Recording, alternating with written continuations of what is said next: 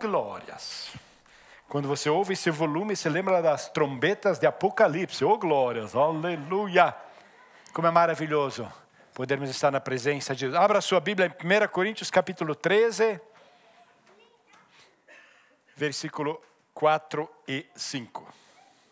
1 Coríntios 13, 4 e 5. Se você achou, pode dar um glória a Deus bem alto. Se você tiver saúde, fica em pé para a leitura da palavra. 1 Coríntios 13, 4 e 5. O amor é paciente, o amor é bondoso, não inveja, não se vangloria, não se orgulha. Não maltrata, não procura seus interesses, não se ira facilmente, não guarda rancor. O amor não se alegra com injustiça, mas se alegra com a verdade. Pai, em nome de Jesus, queremos glorificar, Senhor, proclamar a manifestação da Tua graça. Vem Espírito Santo, vem Tu nos direciona, Senhor, nós precisamos de Ti nessa noite.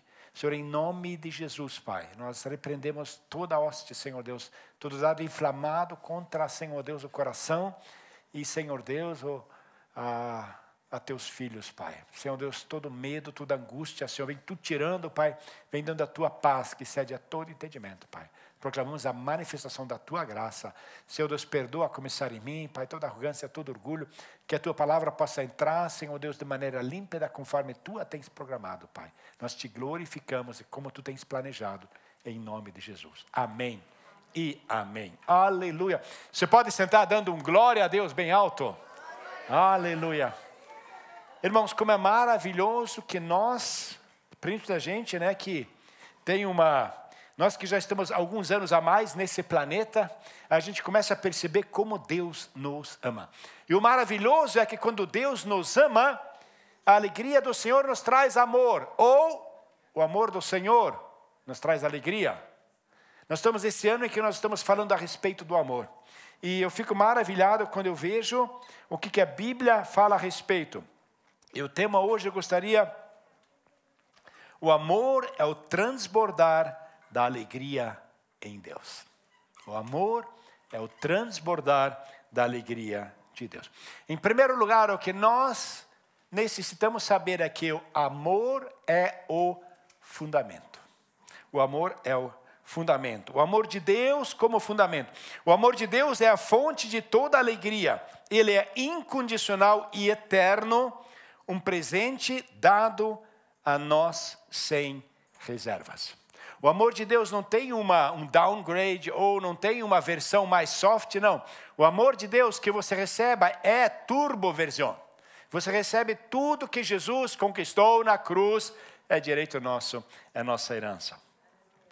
Mais claramente do que qualquer outro escritor da Bíblia, o apóstolo Paulo abriu a verdade de que Deus é mais glorificado em nós quanto mais estamos satisfeitos com Ele. É maravilhoso saber que a glorificação de Deus e a satisfação das nossas almas não estão em desacordo um com o outro. Nós muitas vezes, quando nós olhamos para isso, devemos a Ele mais do que a qualquer outra pessoa a descoberta decisiva e transformadora. Essa é a primeira descoberta, foi resolver a tensão entre o desejo de glorificar Deus e o desejo de ser feliz. A segunda descoberta foi resolver a tensão entre o desejo de ser feliz em Deus e o desejo de amar outras pessoas. Às vezes nós ficamos nesse conflito porque quando você ama outra pessoa, você é feliz. Então, na verdade, amar outra pessoa é uma coisa egoísta porque você quer se fazer feliz. Então você ama. A Bíblia diz que quando andamos com Deus, em segundo lugar, o amor como uma resposta à graça de Deus. Nosso amor é uma resposta à graça que nos foi concedida por meio de Jesus Cristo. Isso nos motiva a refletir o amor de Deus no mundo. E quando estamos falando de relacionamento tenso entre o nosso desejo e o amor, você pode realmente amar as pessoas se busca a plenitude da sua própria alegria no momento em que lhes faz bem? Paulo disse, amar, não busqueis o que é vosso, em 1 Coríntios 13, 4, 5. E em outro lugar, ninguém procure o seu próprio bem, mas o do seu próximo. Ele fala em 1 Coríntios 10, 24. Então nós muitas vezes ficamos com complexo de culpa quando achamos que uma coisa que acontece, nós é que estamos desejando a nossa alegria ou a nossa felicidade. Na verdade, quando você se apaixona por alguém outro, você naturalmente quer fazer ele feliz. Você não quer ser feliz, na verdade? A nossa carne, ela quer ser feliz. Paulo diz, não buscar o que é vosso. E aqui também temos o dever de suportar as fraquezas dos fracos e não agradar a nós mesmos. Romanos 15:1. Então, como você pode afirmar que ama as pessoas se no momento em que as ama, você está buscando a tua própria felicidade? E Paulo, ele resolve isso de maneira incrível. Do outro lado da abnegação, até mesmo da morte, está a alegria eterna na presença de Deus. A nossa alegria, quando vem de Deus, não tem a ver com pessoas. Mas nós somos muito suscetíveis às mudanças. E muitas vezes não percebemos o que Deus quer. Como posso glorificar a Deus e buscar a minha própria alegria no mesmo tempo? Jesus havia dito que o grande e primeiro mandamento é amar a Deus. Mas o segundo, de igual importância, é amar o próximo como a você mesmo. Como você pode amar as pessoas com um coração que não consegue parar de querer ser feliz? Sim, um coração que não consegue parar de querer ser feliz para que Deus não seja desonrado por eu não conseguir ser feliz nele. Então eu quero amar, mas eu quero amar para ser feliz. Ou eu quero ser feliz, para isso eu preciso amar. E então esse conflito, Paulo ele traz, eu acho maravilhoso como ele traz em relação à felicidade. Paulo mostra que a alegria genuína em Deus, despertada pelo Espírito, não impede o amor pelas pessoas, mas na verdade transborda de amor pelas pessoas. Ele tem um impulso intrínseco para se expandir. A alegria em Deus cresce quando se estende a vida de outras pessoas, para que elas possam compartilhar esse amor, para que ele possa ser compartilhado. Terceiro, alegria na comunhão com Deus. A alegria que vem do amor de Deus é mais do que um sentimento passageiro. É uma presença profunda e permanente em nossa vida quando vivemos em comunhão com Deus. E é isso que caracteriza um filho de Deus, viver em comunhão com Deus. A palavra de Deus nos aponta um caminho. Paulo nos dá a ilustração mais clara desse tema no Novo Testamento. Em 2 Coríntios 8:1, Paulo tenta motivar os coríntios, apontando para os cristãos da Macedônia, mostrando para o amor dos macedônios. Ele fala em Coríntios 8, 1 e 2.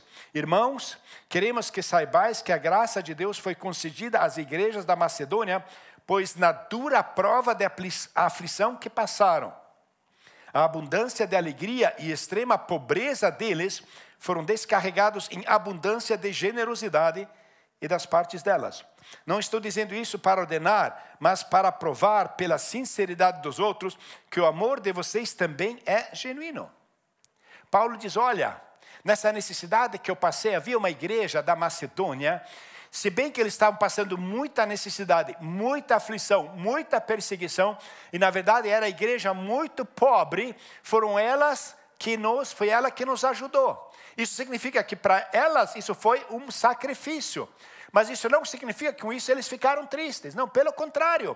Mostrou o amor e esse sacrifício que eles fizeram. Na verdade, eles que menos tinham do que as outras igrejas. E eles deram essa oferta. Foi uma alegria não só para mim, mas também para eles. E Paulo diz que quando nós realmente estamos amando, eu acho interessante, a plenitude da alegria no coração dos macedônios não se devia a circunstâncias confortáveis. Eles estavam em extrema pobreza e em severa prova de aflição. Mas sua alegria exuberante era devida à graça de Deus que lhes havia sido dada. Isso significa que com essa graça de Deus, eles sabiam, os meus pecados estão perdoados. E quando meus pecados estão perdoados, o que significa isso? Eles sabiam, a ira de Deus havia sido substituído pelo sorriso divino do Eterno. A culpa havia desaparecido. O inferno fechou para eles. O céu estava aberto. O Espírito habitando neles. A esperança havia brotado em seu corações. E tudo isso por causa de Cristo. Mesmo que eles não tivessem sido merecedores. Mas eles viram, é a graça de Deus que nos faz abundar na alegria, no amor de Deus. Essa abundância de alegria tornou-se uma fonte de amor para as pessoas. Não poderia ser mais claro, sua abundância de alegria, 2 Coríntios 8:2, transbordando em abundância de generosidade. Isso era amor. Paulo a chamou assim no versículo 8, que o amor de vocês também é genuíno. E é interessante que quando o Senhor Jesus nos dá essa ordenança, Ele nos mostra que a felicidade está em renunciar. Ele diz, melhor é dar do que receber. Parece que existe algo nessa renúncia e essa abundância da alegria. Portanto, a definição de Paulo para amor genuíno e piedoso, eu diria a seguinte: o amor é a alegria transbordante em Deus que satisfaz a necessidade dos outros. O amor é a alegria transbordante de Deus que satisfaz a alegria dos outros. Quando nós olhamos a carta de Paulo, eu sempre me lembro do apóstolo Pedro. Ele fala, Paulo nas suas cartas às vezes traz umas coisas complicadas que é difícil de entender. E quando você começa a analisar, minha esposa sempre ri de mim, porque sábado à noite, quando estou empolgado com a pregação, e me ocupo com isso, depois não consigo dormir. É tanta coisa, tanta maravilha que Deus nos dá, o amor, a alegria transbordante em Deus que satisfaz a necessidade dos outros. Quarto, o amor como direção. O amor nos guia em nossas ações e pensamentos. Ele nos ajuda a fazer escolhas que trazem alegria não apenas para nós mesmos, não só para, mas por causa dos outros. Alegria por causa do amor. Isso é mais profundo do que parece à primeira vista. Paulo não diz a verdadeira felicidade requer amor pelas pessoas. Isso é verdade, uma pessoa sem amor não é feliz a longo prazo. Mas essa é uma simplificação grosseira que não alcança o objetivo. A questão não é que precisamos amar as pessoas para ter verdadeiro amor ou verdadeiro prazer. A questão não é que precisamos amar as pessoas para ter verdadeiro prazer. Em vez disso, a questão é que quando a alegria em Deus transborda para a vida dos outros na forma de generosidade, esse transbordamento de alegria é amor. Conseguiu entender? Eu demorei. Em vez disso, a questão é que quando a alegria em Deus transborda para a vida dos outros na forma de generosidade, esse transbordamento de alegria é amor. Hoje em dia nós temos muitos negócios online, você encomenda, então você tem muito a ver com um posto de correio. E eu tenho uma coisa que eu tenho desde o tempo do meu pai. O meu pai ele fala em generosidade. Todo o trabalho prestado, meu pai diz, quando você chega um garçom, você paga para ele um dinheirinho extra. Ele diz, os outros também deveria ser assim. E assim meu pai praticava isso, eu pratico isso. Então quando eu vou no correio, eu dou uma moeda. Aqui eles disseram que era ilegal, mas hoje tem uma coisa chamada Café Cássio. Eu falo, não, é para Café Cássio, é para você. E é interessante que muitas pessoas, depois de um certo tempo, eles começam a perguntar, por que você faz isso? E você consegue entrar numa conversa, e é maravilhoso como generosidade abre portas. Eu tenho, quando a gente recebe uma encomenda online, e hoje nós somos muito tentados, né? Você consegue coisa barata que vem lá do outro lado do mundo, e a minha esposa sempre deixa um chocolate com um cartão da igreja e entrega para as pessoas. E é interessante, é uma coisinha de nada. Mas interessante quanta bênção está quando você, por amor a Deus, você permite que a generosidade e que Deus comece a ministrar na sua vida. Ou em outras palavras, não buscamos apenas amar para sermos felizes, mas buscamos ser felizes em Deus para amar. Não buscamos apenas amar para ser felizes, mas buscamos ser felizes em Deus para amar. E foi a plenitude da alegria deles que transbordou em amor, 2 Coríntios 8:2. Na verdade, essa ideia parece tão radical que devemos testá-la, comparando-a e provando com o restante da Escritura. Toda vez que você se empolga com um tema, você tem que provar se realmente o contexto está conforme a Escritura. Porque texto fora de contexto é pretexto para heresia. E quando nós olhamos isso, é verdade que minha alegria está tão intimamente ligada ao meu amor pelas pessoas. Nós encontramos na Bíblia toda uma corrente de mandamentos bíblicos. Amando a bondade, não apenas fazendo-a. Miqueias 6:8. Exercer misericórdia com alegria. Romanos 12:8. Sofrer perdas com alegria a serviço dos cativos. Hebreus 10:34. Ser um doador alegre. 2 Coríntios 9:7. Fazer da nossa alegria a alegria dos outros. 2 Coríntios 2:3. Pastorear o rebanho de Deus com boa vontade e diligência. 1 Pedro 5:2. E zelar pelas almas com alegria. O escritor dos Hebreus fala isso. Ou seja, a alegria que nós temos, que o Senhor nos dá, não está distante do amor que Deus nos dá. Porque quando estamos realmente submergidos no amor de Deus, a alegria do Senhor é uma coisa automática. Então, todo crente que realmente está no amor de Deus é um crente alegre. É assim mesmo? Irmão. Eu lembro de uma denominação que eu conheci. Minha esposa dizia, quando eu olho uma pessoa que está com cara toda azeda, eu sei que é daquela igreja. Eu lembro uma vez fizemos uma viagem, a gente, até antes da pandemia, a gente todo ano fazia uma caravana para Israel. E nós chegamos em Israel e tinha um grupo todo junto de pessoas. E minha esposa olhou para eles, tudo carrancudo, deve ser crente. Eu falei, que é isso, filha? Crente alegre. E cheguei ali, ele me cumprimentou, paz do Senhor. Eu falei, irmã do céu. A Bíblia diz que a alegria do Senhor deveria ser a nossa força. Mas nós muitas vezes não percebemos o quanto estamos entretidos com nossos afazeres e não prestamos atenção naquilo que Deus quer fazer em nossa volta. Quando Jesus recebe do Pai para passar pela Samaria, ele recebe essa ordenança do Pai e tem lá uma mulher desesperada, uma mulher vivida, uma mulher de má reputação, uma mulher que não imaginava que existia um Deus que olhava para ela, muito menos que enviaria o Filho, o Senhor Jesus, para especialmente encontrar ela naquele poço. E a Bíblia diz que ele precisava passar pela Samaria. Ele tinha que passar pela Samaria. E aí ele encontra essa mulher. E os discípulos, eles vão comer. É diferente. Senhor, não queres também comida? Ele fala, eu tenho uma comida que vocês não conhecem. É fazer a vontade do meu Pai.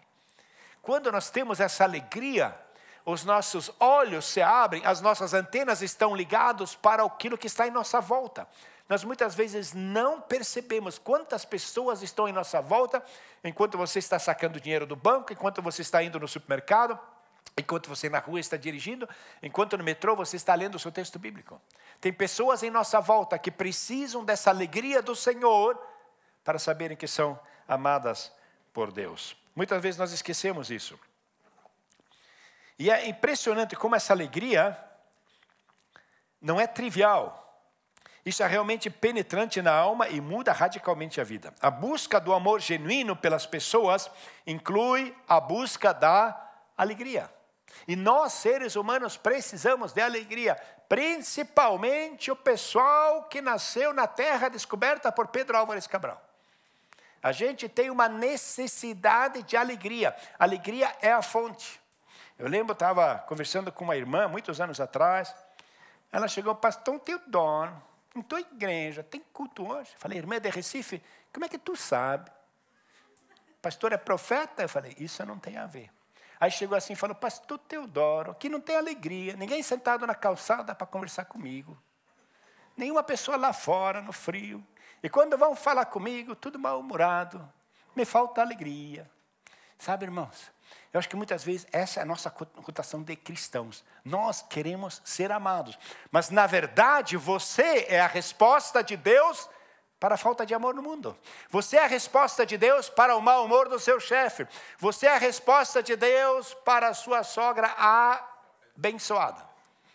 Você é a resposta de Deus para esse vizinho que sempre incomoda quando você faz barulho. Você é a resposta de Deus para ser irmão do cunhado, do vizinho, do tio, da irmã que não larga do teu pé só porque você veio para a Alemanha. Você é a resposta de Deus. Eu lembro aprendi uma coisa há 20 anos atrás.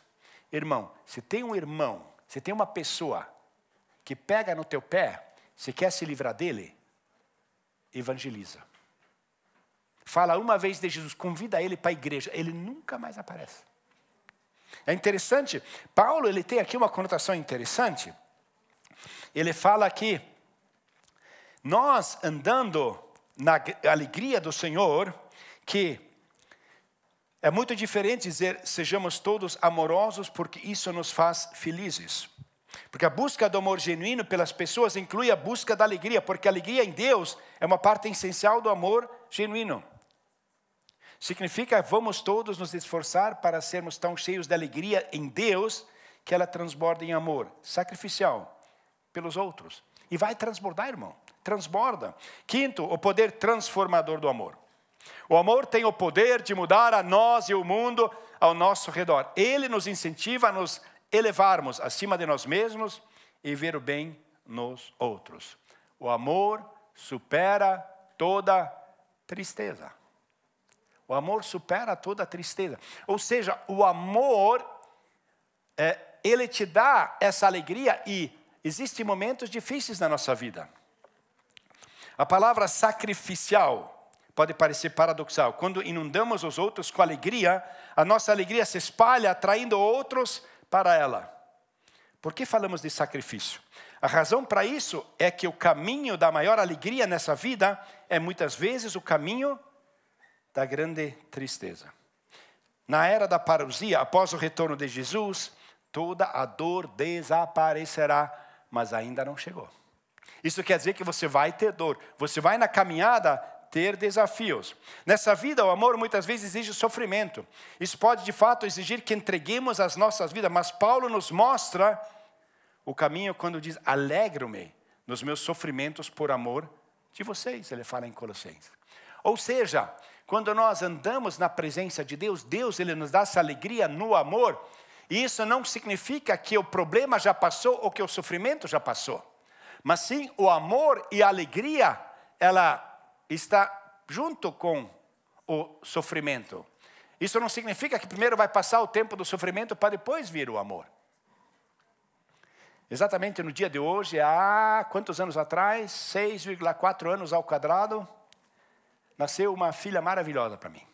E é um presente de Deus muito grande. Hoje ela faz aniversário. E eu lembro um dos dias mais terríveis da minha vida. Houve um problema muito, muito sério na época na igreja aqui, mas terrível.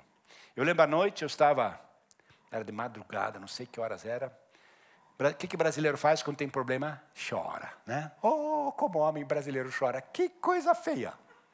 Eu estava numa noite daquelas que eu não adiantava lenço, eu precisava de um saco de estopa.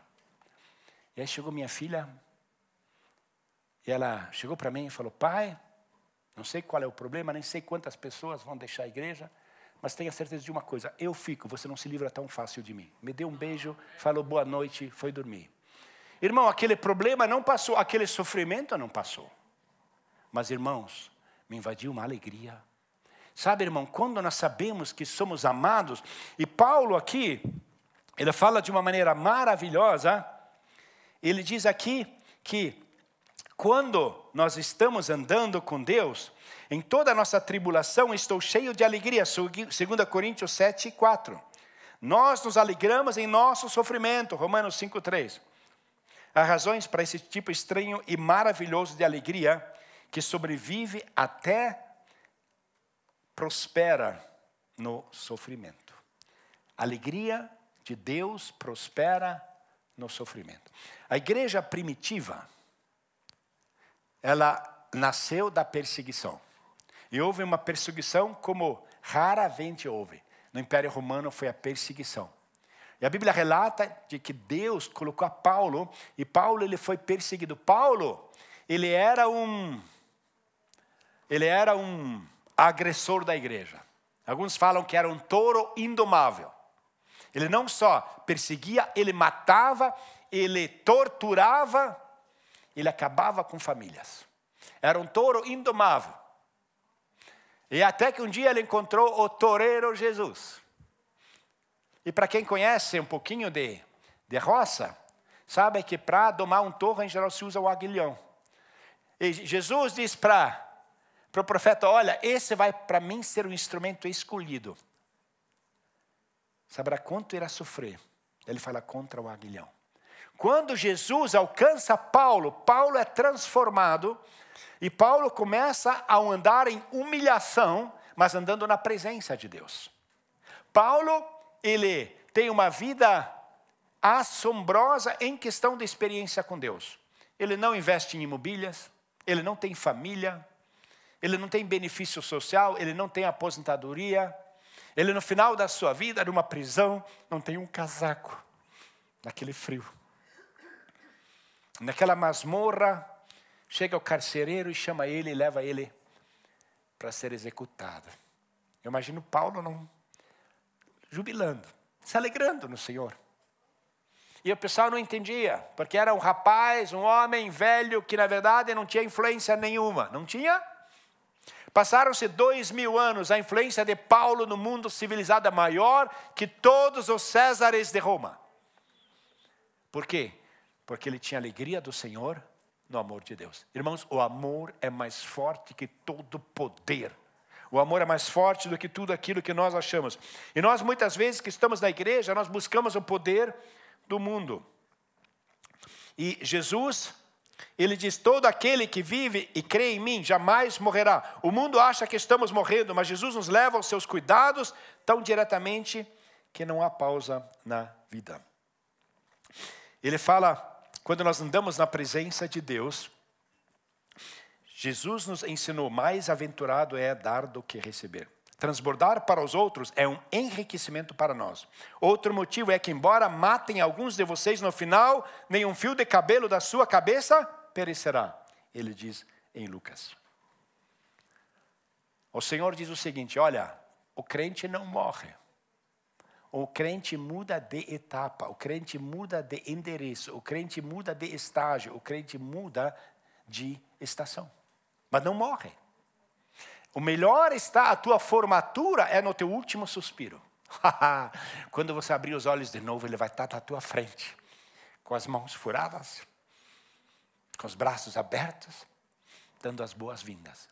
Nós tememos a morte porque não conhecemos a vida. Sexto, alegria como um sinal de esperança.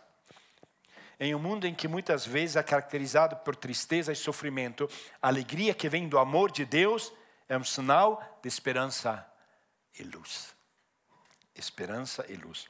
Um dos motivos é a promessa. É grande o vosso galardão nos céus, Mateus 5. Afinal de contas, o maior ato de amor já realizado foi gerado pela alegria em Deus.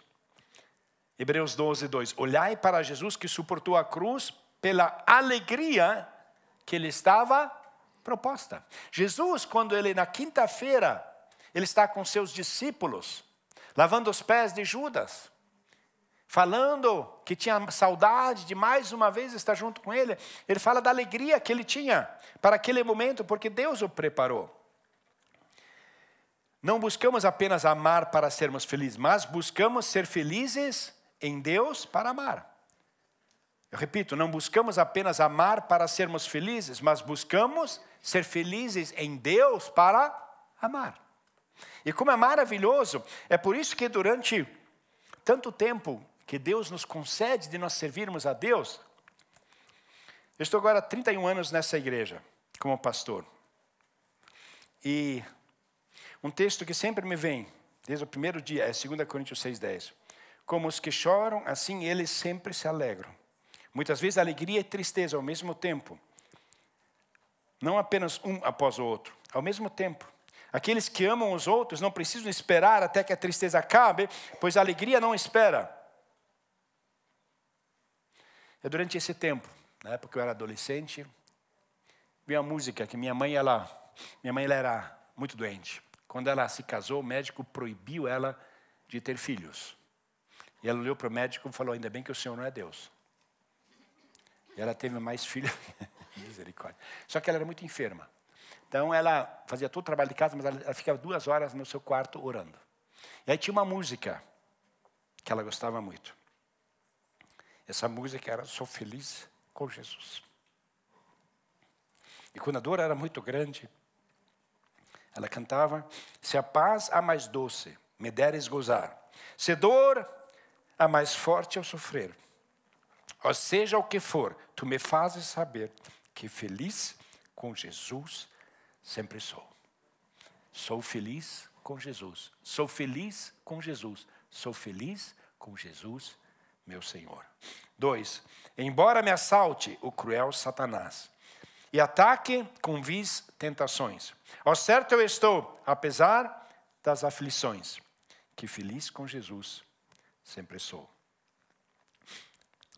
3. Meu triste pecado por meu Salvador foi pago de um modo cabal. Valeu, meu Senhor, ó mercê sem igual, que feliz com Jesus sempre sou. E o 4º versículo: a vinda eu anseio do meu Salvador.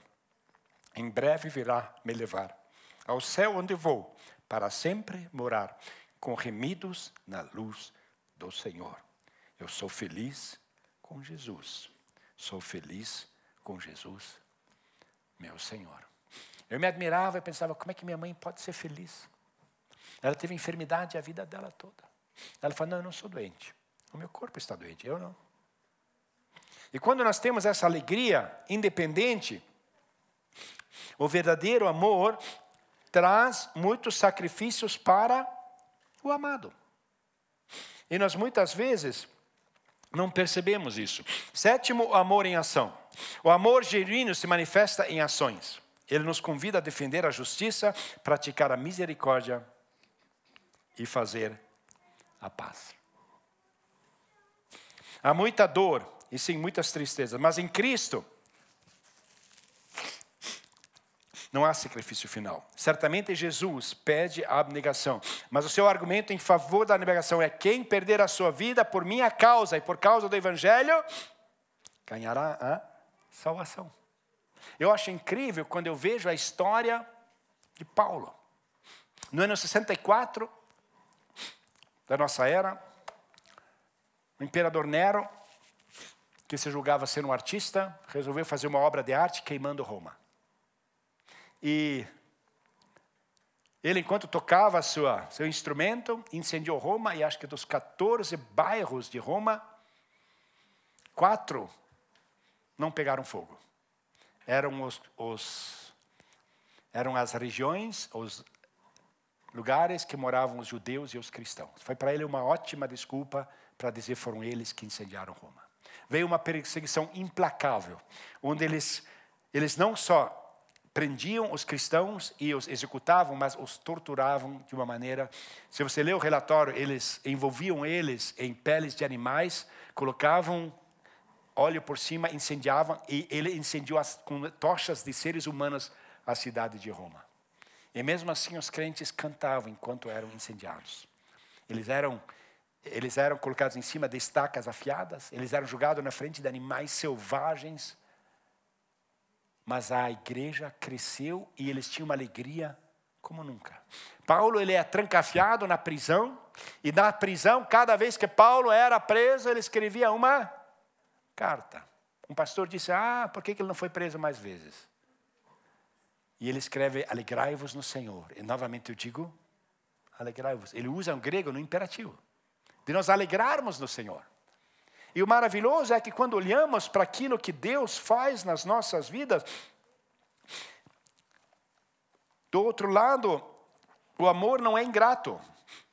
Nunca conheci uma pessoa porque se ofendeu porque os sacrifícios que fazemos por elas nos trazem alegria. Um amor puramente obediente, ou pior, um amor rancoroso, não faz com que as pessoas se sintam amadas. Uma pessoa que nunca viu uma pessoa se sacrificar pelo filho e depois se sentir mal. Pelo contrário, quanto mais você sacrifica, mais feliz você é. Eu lembro desse casal, um casal judeu nos Estados Unidos. Eles adotaram uma criança. Eles não puderam ter filhos. Eles eram americanos, adotaram uma criança judia. Na época, no pós-guerra, da Segunda Guerra Mundial. E aí esse menino era muito inteligente, queria estudar, mas eles não tinham dinheiro para pagar o estudo, eles venderam a casa. E ele se formou como médico.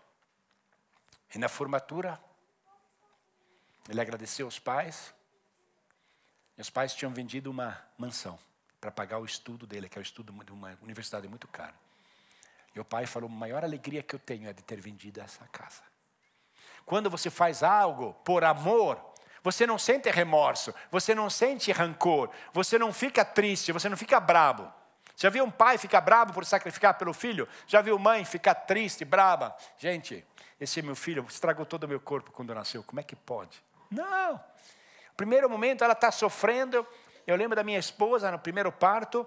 Na época o parto foi muito rápido, não tinha PDA e também não tinha anestesia e teve que cortar, cortou na pele viva.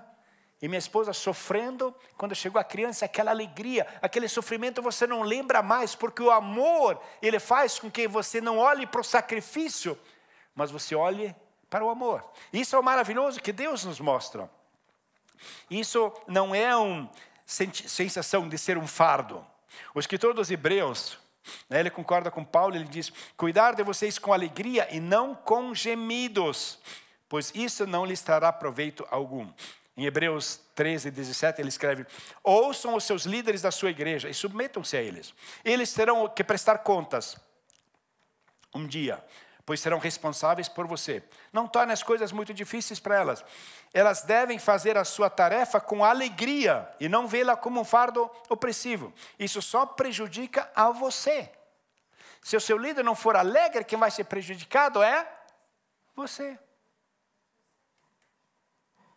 Eu lembro de uma anedota de um homem que chegou brabo em casa e ele ficou irritado e chutou o cachorro mordeu a empregada pediu a conta, a esposa depois. Irmão, quando nós estamos irritados, tudo que você faz é como num julgamento, poderá e será usado contra você. Quando nós andamos no amor, e o maravilhoso isso é que o serviço que nós fazemos sem alegria não é benéfico para as pessoas.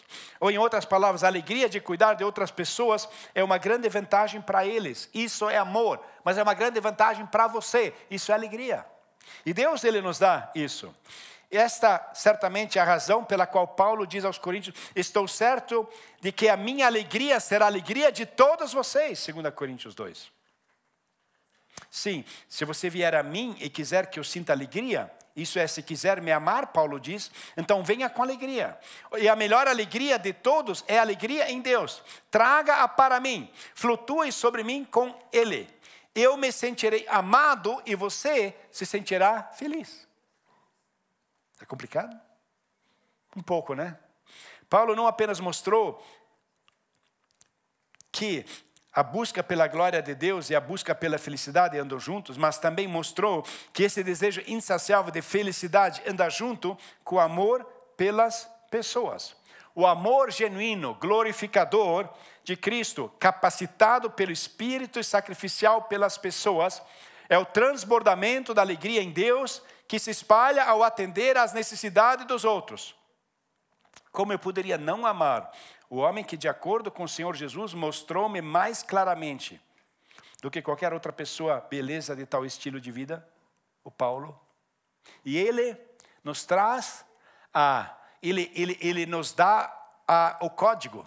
Ele decifra essa liturgia da fé que até Atos havia sido entregue por judeus. E Deus chama Paulo, que no poder do Espírito Santo discerne o que a graça realmente é e como Deus age. Ou seja, resumindo, o amor é transbordamento da alegria de Deus. 7 pontos. Primeiro, o amor de Deus como base. O amor de Deus é a fonte de toda alegria. É incondicional e eterno. Um presente dado a nós mesmos sem reservas. Segundo, o amor como resposta da graça de Deus. Nosso amor é uma resposta à graça que nos foi concedida por meio de Jesus Cristo. Ele nos motiva a refletir o amor de Deus no mundo. Terceiro, alegria na comunhão com Deus. A alegria que vem do amor de Deus é mais do que um sentimento passageiro. É uma presença profunda e permanente em nossa vida quando vivemos em comunhão com Deus. Quarto, um amor sinalizador. O amor nos guia em nossas ações e pensamentos. Ele nos ajuda a tomar decisões que trazem alegria não apenas para nós mesmos, mas também para outros. Quinto, o poder transformador do amor. O amor tem o poder de mudar a nós e ao mundo em nossa volta. Ele nos incentiva a crescer além de nós mesmos e ver o bem nos outros. Isso significa que se você quer ser feliz, veja o bem dos outros. Nunca faça uma lista dos erros dos seus familiares. Nunca cite para os seus familiares o que eles fizeram de errado. Nunca faça uma lista para o seu filho, para o seu marido, para a sua esposa, do que ela fez de errado. Faça uma lista daquilo que ela fez de bem, e ela vai fazer bem para você. Mas nós muitas vezes não fazemos contabilidade dos erros, né? Eu nunca esqueci, 300 anos atrás, foi lá em São Paulo, era bem na época do carnaval, a pessoa tinha vindo ali, eu lembro até hoje, ele estava com o cabelo arrepiado, eu estava na estação do metrô, ainda lembro na época, porque o preço da banana estava... Eu lembro até hoje, meu coração ainda sangra quando eu lembro aquilo que você falou para mim. Irmãos, nós muitas vezes não percebemos o quanto nós caímos na cilada de Satanás, porque Satanás exige ação de ódio. Então, quando você chega, não sei se você já fez uma vez que se deu uma bicuda, se deu realmente um chute contra uma parede de concreto e uma unha se levantou.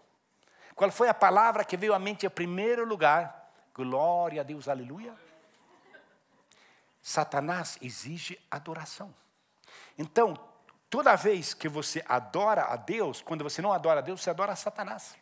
Você muitas vezes não percebe, toda vez que você pratica um vício, você está adorando Satanás. Toda vez que você tem uma relação sexual fora do casamento, você está adorando a Satanás. Toda vez que você está falando mal de alguém, você está adorando Satanás.